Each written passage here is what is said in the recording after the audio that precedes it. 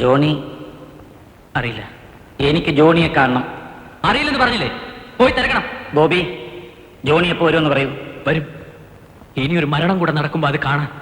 അയാളൊരു ക്രൂരനാണ്. Mind your words. ജോണിയെ കുറിച്ച് നിനക്കെന്തറിയാം? ഓരോ ദിവസം ചെല്ലും തോറും കാഴ്ചശക്തി കുറഞ്ഞു വന്ന് അന്ധനായിക്കൊണ്ടിരിക്കുകയാണ് അയാൾ.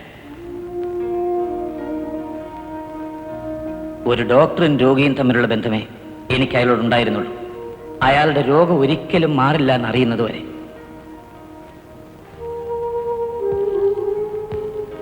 ഒപ്റ്റിക് അട്രോഫി എന്നാണ് അതിൻ്റെ പേര്. തലച്ചോറിൽ നിന്നും കണ്ണിലേക്കുള്ള ഒപ്റ്റിക് നെർവ്സ് കുറേശ്ശെയായി ദ്രവിച്ചു തുടങ്ങും.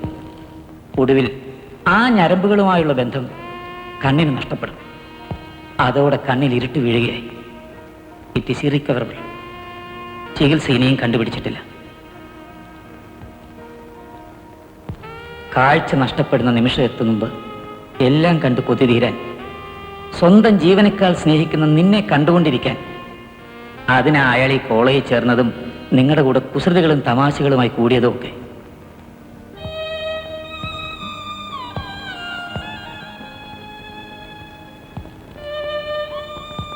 ഒരപേക്ഷയുണ്ട്. നിങ്ങൾ ജോണിയെ ചെന്ന് കാണണം. മാപ്പ് പറഞ്ഞ അയാളെ തിരിച്ചു കൊണ്ടുവരണം. ബോബി, നീ എറിഞ്ഞ കല്ല് അയാളുടെ ഉള്ളിലാ കൊണ്ടത്.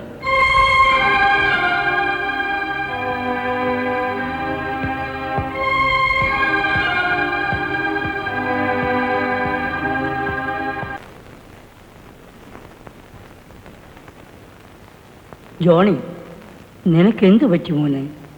ഒരു കൈപ്പിഴ പറ്റിയച്ചോ. പിഴയ്ക്കുന്നച്ചോ. കൈ പിഴയ്ക്കുന്നു, കണ്ണ് ചതിക്കുന്നു. നിന്റെ കൈ പിഴച്ചു വന്നു? എന്താ സംഭവിച്ചെന്ന് ഒന്ന് വ്യക്തമായി പറയൂ ജോണി.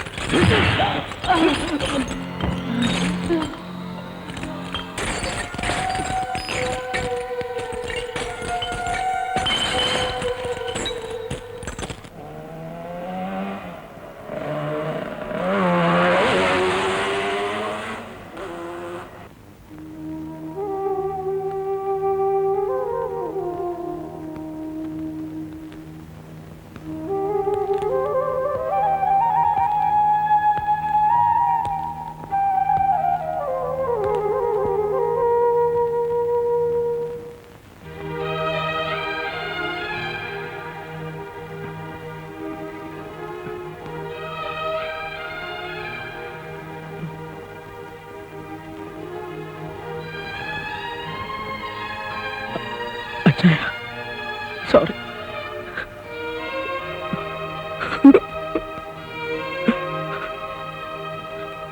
ചായ.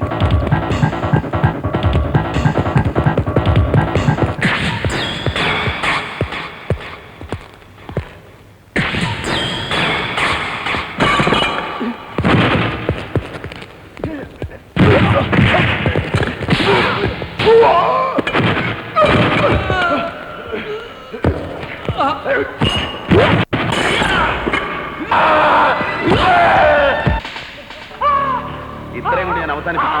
കണക്ക് നോക്കിയാൽ നഷ്ടം എനിക്കാണെങ്കിൽ എന്നെ ഇനി ഇതിലേക്ക് വലിച്ചഴച്ച എല്ലാത്തിനെയും കൊന്നേ ഞാൻ മാറും.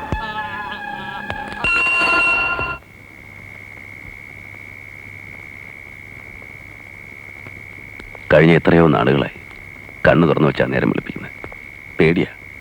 ഉറക്കമിട്ട് എഴുന്നേക്കുമ്പോൾ കണ്ണിൽ ഇരുട്ടാണേൽ പിറക്കുന്നതേ കുരുടനായിട്ടായിരുന്നേൽ ഒന്നും കണ്ടില്ല എന്നുള്ള ആശ്വാസമെങ്കിലും ഉണ്ടായിരുന്നു. ഇതിപ്പോ എല്ലാം കാണിച്ചെന്നിച്ച് പെട്ടെന്നൊരു ദിവസം ഇനി നീയൊന്നും കാണിടാവും എന്ന് പറയുമ്പോൾ ആർത്തി കൂടുക കണ്ടെന്നറിയാൻ. പക്ഷേ അങ്ങനെ തന്നെ അറിയാൻ മേലഞ്ഞിട്ടാ. മുകളിലിരിക്കുന്ന പുള്ളിക്ക് അങ്ങനെ തോറ്റു കൊടുക്കാൻ ജോണിയെ കിട്ടത്തില്ല. എൻ്റെ പിസ്റ്റളിൽ ഞാനൊരു ബുള്ളറ്റ് കരുതിയിട്ടുണ്ട്. കാഴ്ച തീർത്തും നഷ്ടപ്പെടുന്ന ദിവസം താഴെ ഇവിടെ ചേർത്ത് വെച്ച് ഒറ്റ താങ്ങ്.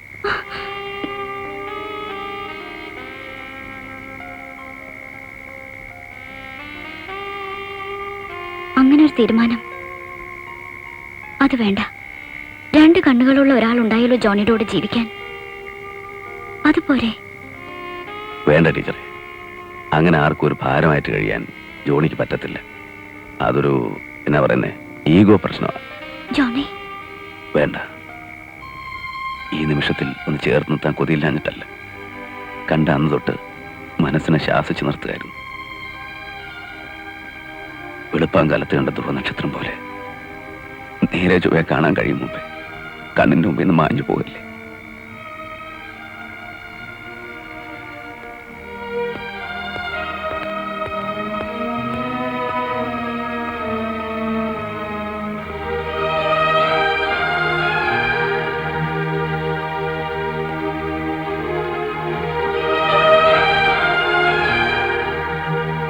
നിന്റെ ഈ കണ്ണീര് കാണാൻ വയ്യാഞ്ഞിട്ടാണ് ഞാനൊന്നും പറയാതിരുന്നേ.